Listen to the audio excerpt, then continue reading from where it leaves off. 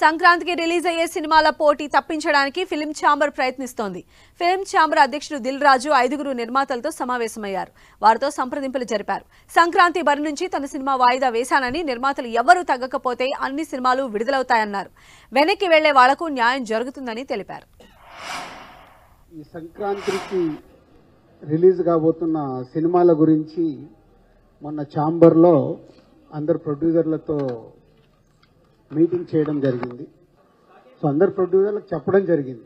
దాంట్లో నుంచి రేపు ఎల్లుండి లోపల ఏదన్నా అవకాశం ఉంటే ఎవరన్నా ప్రొడ్యూసర్స్ ముందుకొచ్చి ఒకవేళ షిఫ్ట్ అవుతాం అనుకుంటే వాళ్ళకి సోలో డేటు ఇప్పియాలని మేమందరం అనుకున్నది.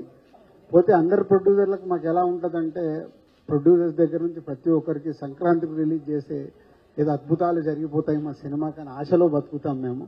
సో కాబట్టి అందరికీ సంక్రాంతి డేటే కావాలనుకుంటాం. సో నాకున్న ఎక్స్పీరియన్స్తో నా సినిమా వర్క్ అవ్వట్లేదని నేను చాలా ముందు జాగ్రత్తగా నా సినిమాని సమ్మర్కి షిఫ్ట్ చేసుకున్నాను.